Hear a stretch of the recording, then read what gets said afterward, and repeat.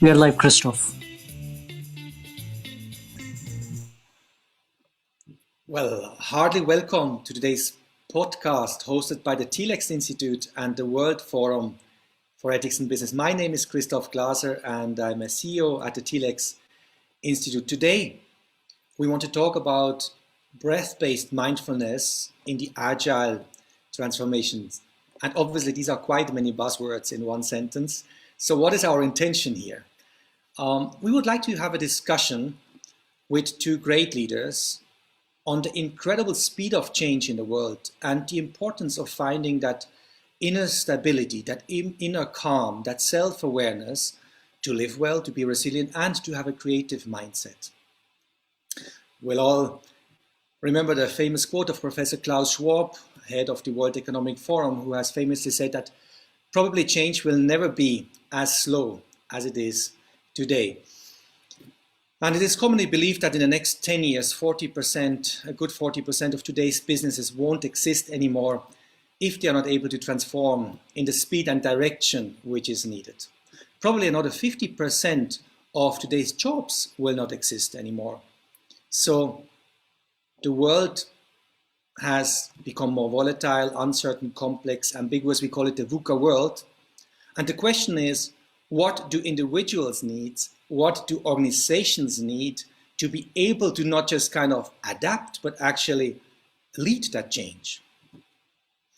So to discuss on the implications of these transformational times and the importance of mindfulness in coping with it, we have invited, and I'm so happy that you have both confirmed, two very special guests, both from different fields. We have a leader in the field of science, a professor at Yale and Stanford, who has done an incredible amount of research on the topic of happiness, health, mindfulness.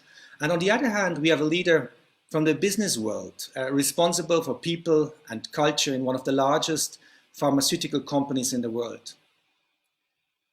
So today's podcast is a meeting between business and science, and I very much look forward to it. So let me introduce to you Professor Emma Seppälä. She's a lecturer at the Yale School of Management, Women's Leadership Program. She's an international keynote speaker and author. In fact, her book, The Happiness Track, I've read it myself, has been translated in dozens of languages. It's a bestseller. And she's also a science director at the Stanford University Center for Compassion and Altruism. Welcome, Emma. It's wonderful to have you with us. Thank you, Christoph. It's always a pleasure to meet with you. And I would also like to welcome Torsten, Mr. Torsten Dalhoefer. Torsten, you are such a well-read, highly trained leader and consultant with a wealth of experience amassed in over 20 years. You have worked as a consultant and a facilitator for large organizations, MSEs, and multinational organizations active in the banking, logistics, and insurance industry. And today, you're an organizational development expert at Roche, and you also work as an independent consultant. Torsten, thank you for taking the time. It's great to have you. Thanks for having me. Hello, Christoph. Hi, Emma. Hi, Torsten. Now, Emma, it almost seems to me you have been working on the topic of health and happiness your whole life. And obviously, Corona has brought the speed of change in our world to a completely new level. This last year has surely changed all of us. It has sometimes shocked us. It has probably brought us out of balance. And it was a test to the resilience to all of us. If I look at the TLEX Institute, for example, if I look back to February 2020, we basically were walking into a wall. All our seminars were canceled for the next 3 to 6 months. And it was all about developing a new business model, finding a new way to make a difference and reach out. I used to happily travel to clients, spend the time with people in one room. I loved it. It meant a lot to me. It felt so purposeful. Every week, I used to travel around in the world, and maybe I could jokingly say the world was my living room. Today, the living room is my world, the Zoom is my world, and so it is for all of our trainers. So we had to be agile. We were forced to it. And yes, after 1 year, I think we have been able to live that change and make a difference and be useful to the world again. So I was wondering, how have you experienced these 12 months? What was your biggest challenge, maybe in your personal life and as a professor at the Yale University? How did you cope with it? Well, I think I felt very fortunate. I mean, everything moved online, and to me, that felt very seamless. So I was just felt really lucky.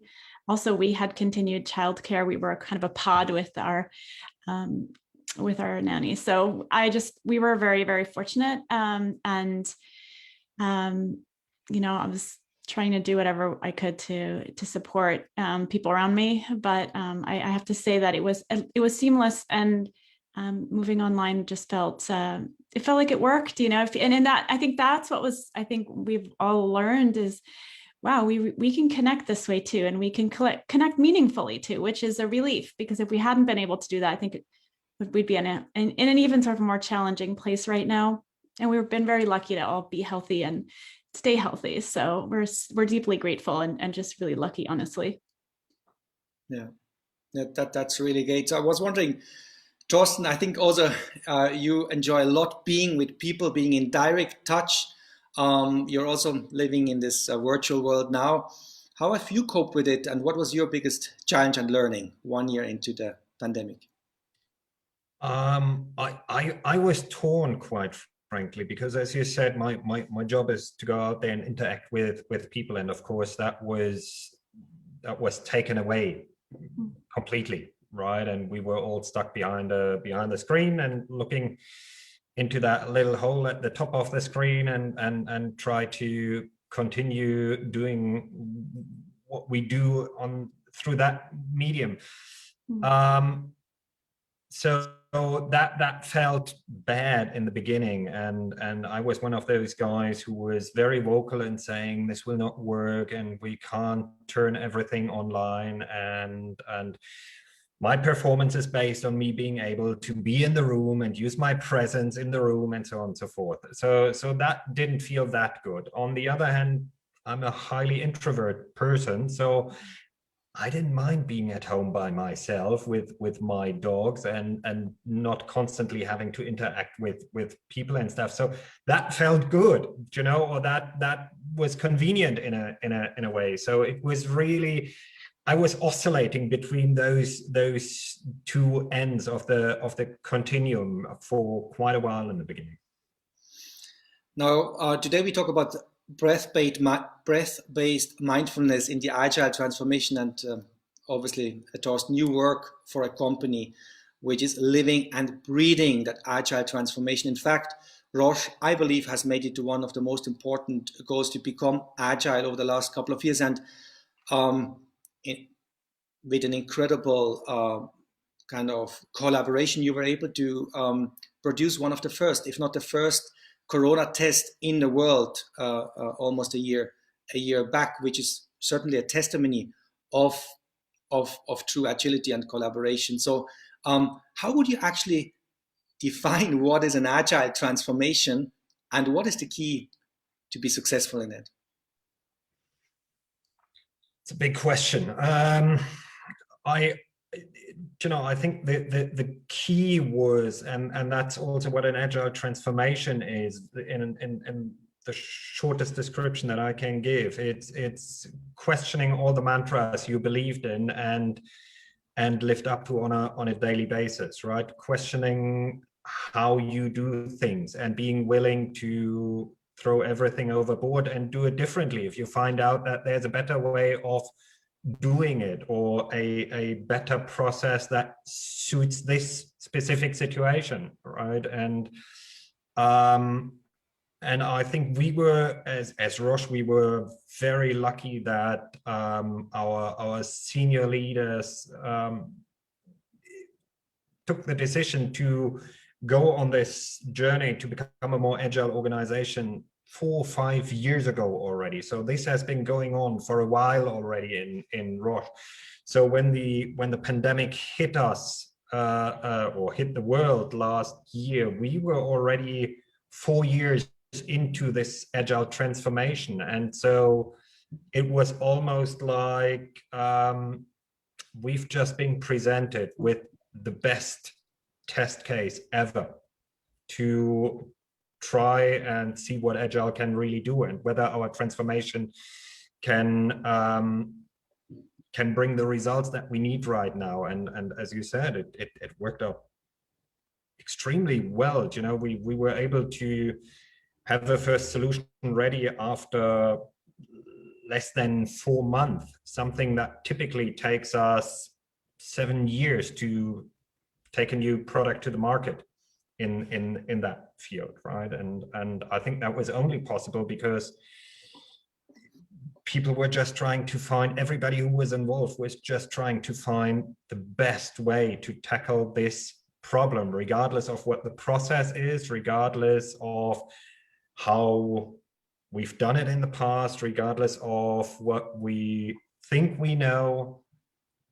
Everybody was just trying to figure out what the best way to deal with this situation. And the leaders were brave enough to either sit still and watch what's happening and let it happen, or actively support it. You know, and I think it takes guts to do that, because a lot was at risk, of course. A huge reputational risk if you're in this situation, the first one to take a product to the market. Yeah, absolutely. And it's interesting you're saying the leaders were, they had the courage to sit still, yet they had to be so fast. And I think the way I understand agility, it's really that combo, that magic, let's say, silver line between being fast and stable and still aware at the same time. And that brings that flexibility. And that really brings the topic of mindfulness into the picture, because sometimes when we need to be so fast, we are driven, we are on autopilot, and guess what? All we do is replicating our patterns. So, Emma, I think you have studied the topic of mindfulness for the last, I would say, 20 years or so. And I've also been in the field of delivering mindfulness programs in corporations for about this time. And what I have seen, quite frankly, is that obviously, initially, 20 years ago, it was still difficult to do so. People did really not understand what has a mindfulness program to do with, let's say, performance. People felt this could be done in a yoga studio, but not in the business world. This has changed. We know every morning at the World Economic Forum, mindfulness classes are happening. The biggest organizations of the world, like Roche, SAP, Google, etc., are using it. Yet, what I have seen is that when people are really driven, and if they yearn for that relaxation, they want to sit down, they want to meditate, they want to relax, it is not that easy. Sometimes when we close the eyes, all we experience is the stress and the many thoughts we have. So here the breath plays a very important role. We know that it impacts very much our autonomous nervous system, and it can help us to relax. So from a scientific perspective, Emma, why is breath so important to help relax, unwind, and dive into that space of mindfulness? Yeah. So I think what's interesting is, first of all, I think what Torsten just said was so fascinating, this ability to observe and move. And that has so much to do with this ability to be mindful, to be clear-headed, but also innovative, right? And so how do you get there? Look, if you ask people, audiences from around the world, what is the one technique you've learned to handle your own emotions?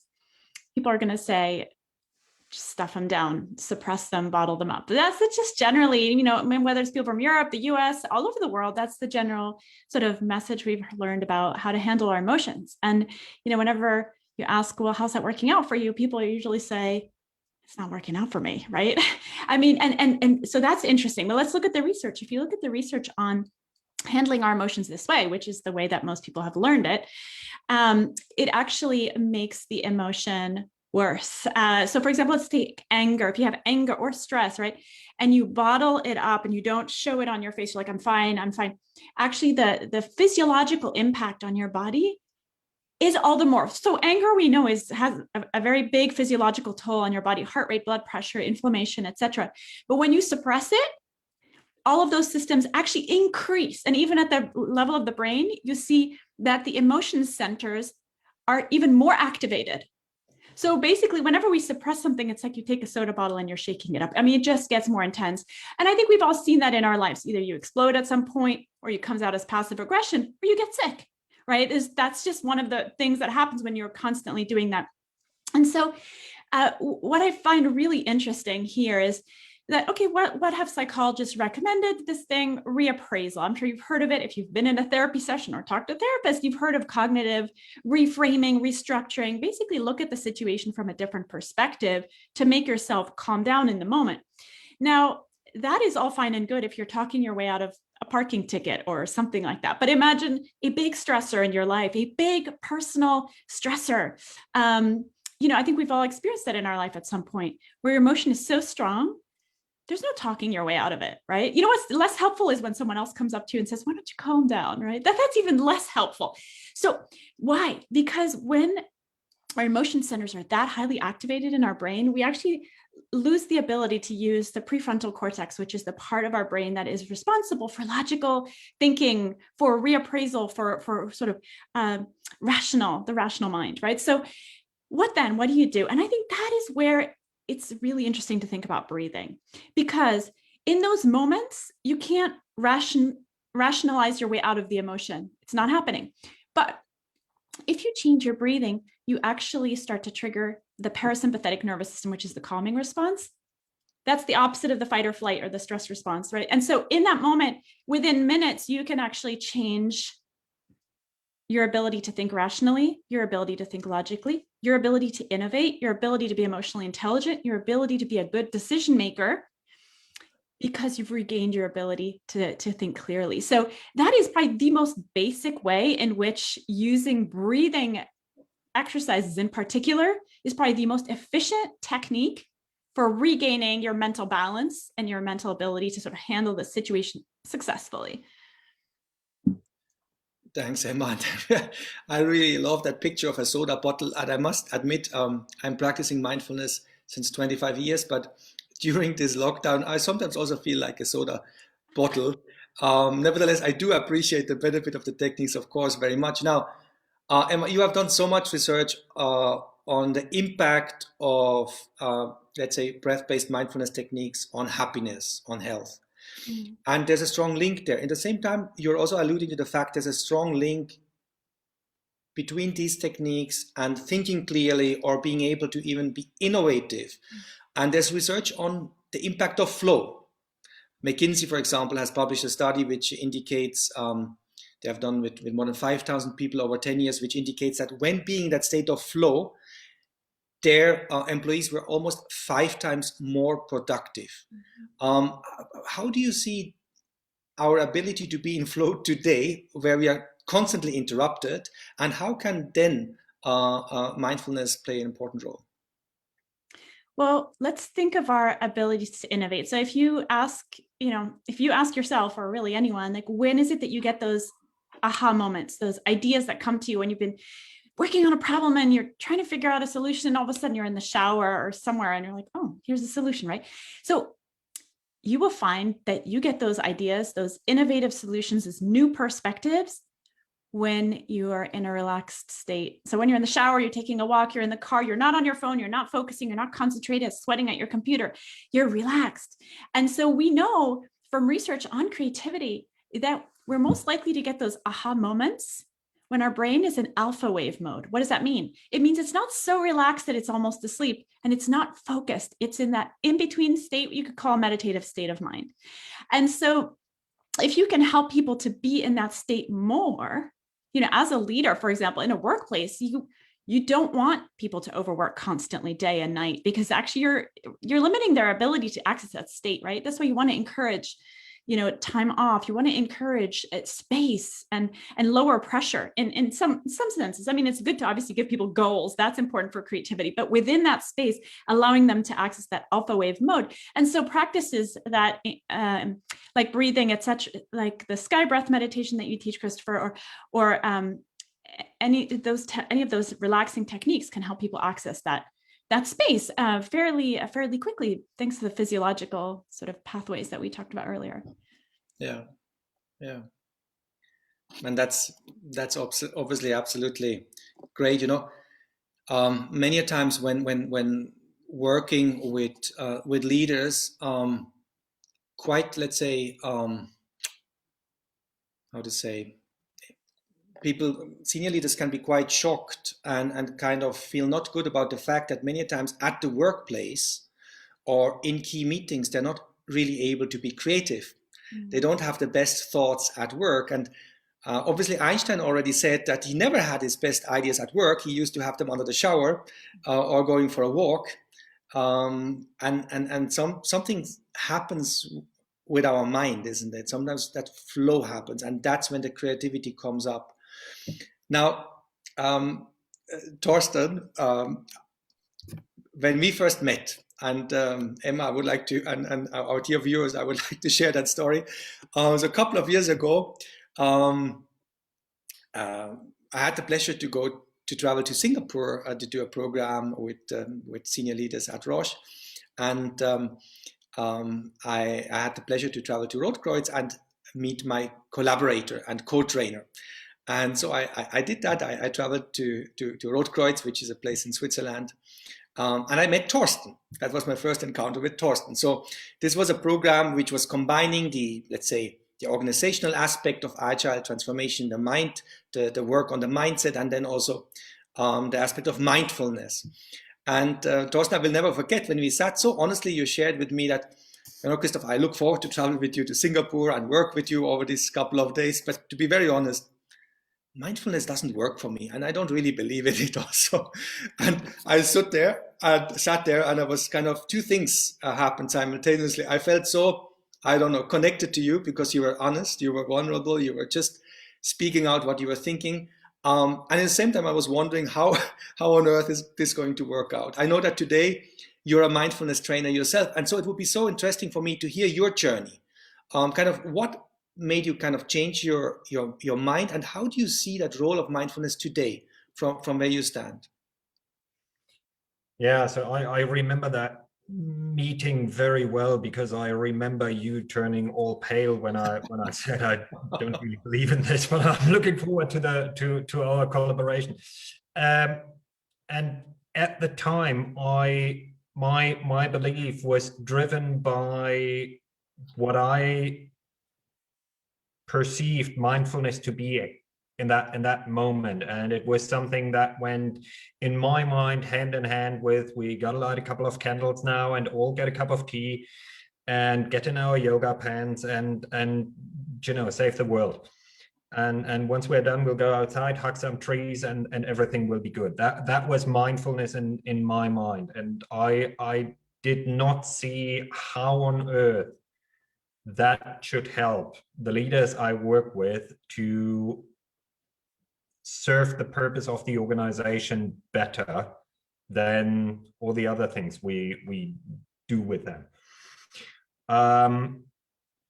But I felt, I think we had a similar experience. I felt something very sincere and authentic in how you talked about mindfulness, and I was curious to find out how it will work out. And we were brought together by a former colleague of mine, somebody I hold in high regard, and I trust her judgment. And so I figured, well, if it's okay for her, we'll give it a try, see where it goes. And then in that first session we did in Singapore with a very, very business focused team with a very tough leader, not the easiest client you can have for this kind of topic.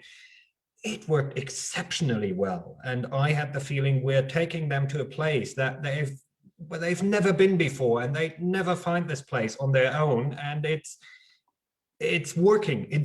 I can't really explain it, but something is happening here. I'm observing something. And of course we had a couple of conversations when we went for dinner together and so on, and I observed this, and plus I myself am that kind of individual that, and I think you described earlier, I've always been very driven. I can't stop my brain from working. I'm constantly thinking. I'm constantly processing. Logic is my currency. And so the only times when I felt my brain stops working is when I go for a run and get into that flow state, or I go ski mountaineering and I walk up the mountain and I have the feeling my brain just stops working. So that flow state that you've both described earlier, that worked.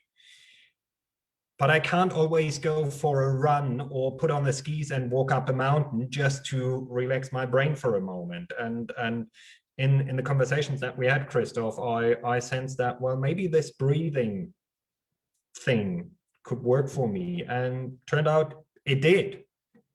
And so observing something with some of our toughest business leaders and experiencing it myself and putting together the pieces just led to me then wanting to dive deeper and getting the accreditation for the topic. And here we are. Yeah, and what a beautiful journey. Now today you are delivering mindfulness programs within Roche. How is that for you now, being at the other end of the table? Are you getting paid yourself, or is it a very smooth endeavor? No, I think it's a fantastic addition to all the other things we do with leaders and team members in Roche to help them develop, because we are in this situation. You've talked about the VUCA world before, and now we've got this pandemic on top of it, and so we've got a lot of things that can scare you and probably should scare you, and fear is not a good consultant, you know. So I'd say we're all, the level of anxiety or fear that we have has been elevated in the past 12, 15 months for all of us, whether we want to admit it or not. You know, we're more afraid now than we were 15 months ago. Yet this situation that creates this fear and anxiety also requires us to find those creative solutions to get out of this place again and be able to move on. So we somehow got to break that pattern, right? And I think breathing techniques can be a fantastic way to do that. You know, there might be other ways that work equally well, but breathing is something very simple that can be trained relatively easily, relatively quickly, and can have an impact very quickly. And since we don't have endless amounts of time to train people on other techniques and processes and so on, I think it's a fantastic fit for the situation we are facing. Yeah. And you're talking about the patterns, and probably the freedom many a times is between that stimuli and our response. Sometimes we simply react. I mean, we talk agile, we want to be creative, we want to be innovative, but then maybe we go to a meeting. There are a couple of people around the table or in the Zoom meeting, and maybe we react in a way which we don't like, and we are kind of not satisfied at the end of the meeting. We go back and we say to ourselves, you know, next time I'm going to do it all different. You know, I'm going to be a different me, and I'm going to be very calm and wise. And there the meeting comes, and guess what? The chances are that I will show the same behavior again. So these reactive loops, I think we all know them, and it's not easy to overcome them. And so breathing techniques, and that's my experience as well, can help us to kind of practice presence, right? And probably the more we do it, the more easier it is to then also experience these moments of presence when things are really very hectic. I think it has never been a wise idea to learn martial arts on the battlefield, right? So we couldn't really experiment with these breathing techniques right there in an important meeting, but withdrawing, taking time, practicing that presence muscle, how I would call it, probably comes handy and helps us to develop a culture of presence in crucial meetings. And then that little moment between maybe a stimuli, between that comment that somebody makes and then my conscious response can make the world of a difference. And so to Emma, my question is, according to your experience, how long does it take for this, let's say, training effect to start happening, right? I think people can have a good experience, they relax and let go, but how long does it take so that you actually can take that presence in crucial, difficult situations and meetings where maybe fear and stress pops up? Yeah. So you're so right. I mean, we know that when you're stressed, you literally see less things. Like you physically see less things. You're restricted. Now, there's probably an evolutionary reason for that. Like we were meant to save our life. I mean, we're only supposed to feel stress 5 minutes in our life right before we die. That's a quote from Robert Sapolsky, a stress professor scientist at Stanford. And really, the idea is we're only supposed to feel stress when we are in a life or death situation and we're being chased by a predator, right? Not all the time, but stress really does narrow our vision and narrows our ability to see from a broader perspective. And I would argue that we are very well trained to be stressed. Even if we complain about stress, many of us worship at the temple of stress. What I mean by that is there's sort of this idea that in order to be productive, in order to get things done, you need to have this high adrenaline, more coffee, and be stressed. The sense that I can't get any work done unless that's happening. That's why there are coffee machines in every workplace.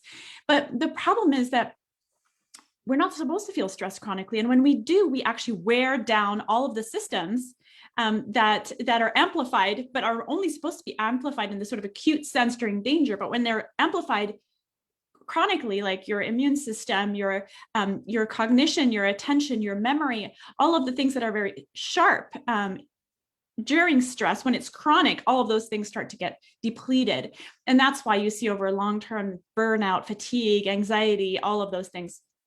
So, but we're very well trained. Even before pre-pandemic, we're very well trained to be stressed and to activate it voluntarily with the sense that we'll be more productive, which is actually false. But so now I would say that, really it depends where your nervous system is at, but we can train ourselves for stress resilience. We can train ourselves as long as we learn to activate and sort of train like a muscle, the other side of our nervous system, the parasympathetic nervous system, the rest and digest, the opposite of the fight or flight, the calming, restorative part of our nervous system, where we're actually meant to be for 95% of our life. If you look at even animals in the savannah who are being chased by a predator, within minutes of being out of danger, they're just totally relaxed again. Why? Because in that space, you restore your body, you restore your cognitive faculties. There's a very loud helicopter flying overhead in case you hear that. But so you're asking, how long does it take to build? Well, really, first of all, it depends where you're at when you start. But I would say that it's so important to think of building stress resilience as a muscle, and using breathing techniques, I think, is one of the most efficient, fastest way to train yourself, because you're tapping right into the parasympathetic nervous system. So we've worked with veterans with trauma who it's like they're in this heightened state of fight or flight all the time. And they have a real show me attitude. Like they don't want any BS. It's like, okay, is this going to work? I want to find out in minutes. And within minutes, they notice a shift, because within minutes of doing long, slow, deep breathing and long exhales, boom, they feel calmer. And so that's something that you can notice right away. I mean, it happens right away. So I would say, probably at least a daily practice for a couple of weeks, you should start to see a difference. And I think we see that also in the research. I know this is a long answer, but I'll just end with this one study that was conducted at Harvard by colleagues of mine. That they replicated the study we ran at Yale with students, but what they did was they also measured physiological changes. And what they saw was that before and after having learned the breathing technique, as opposed to the other group that had learned more cognitive reframing techniques, they showed less of a stress response physiologically in terms of heart rate and heart rate variability when about to enter a very stressful situation. So literally in that moment where they're anticipating entering a stressful situation, speaking in public, they have less of a stress response compared to before and compared to the control group. So you can see that physiology. We also saw that with veterans, a physiological change. So that's when you know that there's something happening. Yeah, absolutely. And so when we are stressed, and I think it's actually a very strong image that we should only be stressed really at the time of death. But when we are stressed, I think we are much more likely to show our reactive behaviors, right? And then we are far away from that creative space. So I'm wondering, Torsten, now, your experience an organization of 95,000 people, and this organization is in an ecosystem of the corona pandemic, is going through tremendous transformational processes in the organization itself, I understand. So how do you see the stress levels at the organization, and how are people coping with what is happening right now? Well, I guess the quick and honest answer is from two. You know, you'll find people who cope with it in a very good way because they've got their routines. They've learned about their reactions. They've done something about it, and they manage to deal with it in a pretty good way. And then you've got people who are driven by the transformation monster that chases them down the corridor, and then the pandemic on top of that, and so on. And for them, it's a miserable time. I assume it's very difficult, and there's no light at the end of the tunnel. And I think what makes it especially difficult for them is that, well, if we enter this world of agility, we're not replacing the old dogma with a new dogma, right? We're trying to get rid of the dogma and try to be flexible and deal with what's waiting for us out there, and find the best fitting way of dealing with any given situation. So a lot of that perceived stability that they had in the old dogma is going away and is not being replaced with anything as tangible yet. So that is scary for a lot of people. I'd say it's scary for most of us, and so we really have the entire bandwidth of reactions currently. But given this very unique situation that we are in, and also colleagues in other pharmaceutical companies like the ones that are developing the vaccines or something, it's enormously stressful, and on top of all of that, I think we also need to acknowledge that it's not only agility that helps us to launch these products quicker and find these vaccines. It's also that people work 24/7 currently. Well, those teams work a lot. You know, I would say for the teams who are at the forefront, it's been a reality for a while, and probably still is for those who work in the vaccine world.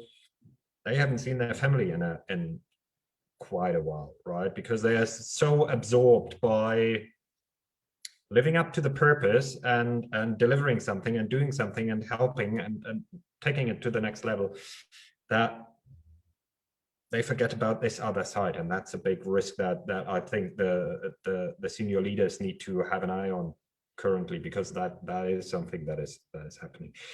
So yeah, it's everything. It's really people who take this self-care aspect serious, do something about it, and hence find their ways of dealing with this very stressful time. And there are those who are driven by the workload and the next project and so on. We have everything, but I think we have more in the first group every week. because there's a lot happening within the organization. The topic of mindfulness has picked up dramatically over the past 12 months, I would say. When the first lockdown started, we offered, well, at least for the Swiss population, and I think also for the German population, and at one point we offered 2 mindfulness sessions a day. We try to give people a hand disconnecting before they go to the lunch table and where they meet their families, and then also disconnecting again in the evening when the work is done, before they walk back into their families, right? Because it's all happening in the same 25 square meters now. There's no drive to the office and from the office anymore, where you can drive the system down and disconnect and get ready for meeting the kids and so on, and husband and wife. So we try to embed it into their reality, and that worked pretty well in the beginning, I would say, and that's why it picked up really enormously over the past 12 months, and now it's actually a pull and not a push anymore. It was a push in the beginning, it's now definitely a pull. That's really fantastic. And so we have many 1,000 people viewing this podcast live, and many more will see it in the future. And I thought that we talked about the world, the VUCA world, we talked about the corona influencing us, we talked about organizations, but let's also talk about ourselves. And maybe both of you could share a tip with the audience. I was wondering, would you mind sharing with the audience, what are you actually doing? How are you coping with the stress? Imagine, you know that tomorrow you will have a very important presentation. Something is in your way. You realize that some stress is coming up. What do you do to manage yourself? Maybe the audience could learn from you. And I want to start with Emma. You look so relaxed anyhow, or whenever I see you.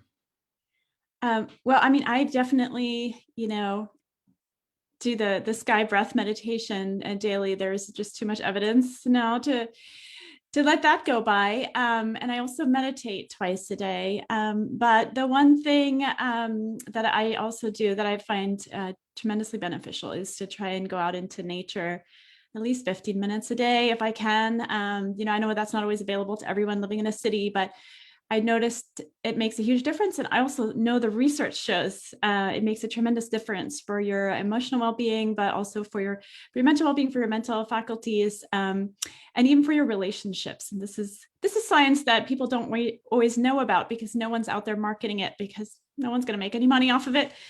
But I find that there's a lot of research on it, but also just my own research, where our body is our lab. And I find that really beneficial. That's beautiful. The body is our lab. So, Torsten, where do you find refuge, so to say? Many things, different things, actually. It's definitely also the breathing elements that I build in, and I'm probably not on the same level that the two of you seem to be on. You seem to be much more, I don't know whether rigid is the right word about it, but I don't manage to do it every day. I'm not yet at that stage where I can say I really it's a first thing in the morning. But what I always manage to do, and what I always try to do, is when the stress builds up, think about what does me good, and sometimes that's putting the headphones on and listening to Miles Davis, or sometimes it's cuddling the dogs that sleep here to my left and to my right now, and sometimes it's a good meal or a glass of wine or something, but something that I know will do me good now. And that changes. Sometimes it's not music, and music would drive me crazy, but it's that glass of wine now, or a good meal, or playing with the dogs or something. But I know it will do me good now, and it will take me to a different place for those few minutes. Beautiful. And I think many a times mindfulness is just looked at as a technique, and obviously it is a technique, but maybe more importantly, it's a state of mind. It's these moments when we are really present. And I remember Emma and Torsten a couple of weeks ago, a participant in one of our actually trainer programs was telling me, I'm confused because, okay, breathing techniques, that's quite useful, but I feel most happy when I do my shopping. So she was saying shopping is my mindfulness, and well, good point. If shopping brings us to the present moment, then so be it. Then that is what we should do. I think many a times, though, probably we would say not every time we go shopping we have this beautiful state of presence, but whatever does the trick is good. And for me at the moment, really, it's very much like Emma is saying, the nature. Actually, as I'm not able to go to the fitness studio, I go to the forest almost every day, and listening to the birds brings me to the present moment and makes me feel just good and rich from within, and actually grateful. And I think gratefulness is something extremely powerful, and it connects us to maybe something bigger in our life. So thank you so much to both of you for this conversation. And as these are difficult times, I actually wanted to ask you one last question, and that is, and you not really connected to mindfulness, but I just wanted to ask you both, from your very rich experience, what is it that at the moment gives you hope, let's say, for us as a humanity, that we will move to this crisis, let's say, in a way that that allows us to be healthy, happy, and in a good place? And maybe, I don't know who would like to go first.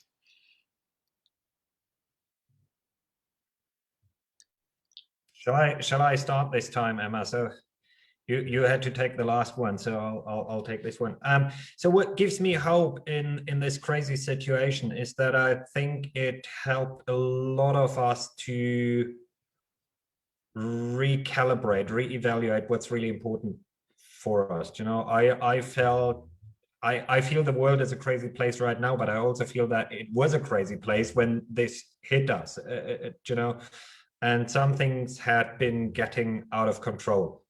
And I think this pandemic, as terrible as it is in its effect, it helped us to recalibrate and value things again that we had forgotten to value beforehand, and that, I think, is something very positive, because that shows me that we're capable of that. We can rebound as a human race, and we can focus again on what's really important, regardless of how crazy it is around us.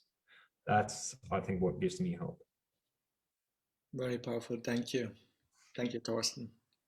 Yeah, I love what you said, Torsten. I think it's made people become more contemplative, which is just so powerful. So to what Torsten said, and the other thing that gives me hope is that I feel like, so many people have helped each other out during this time.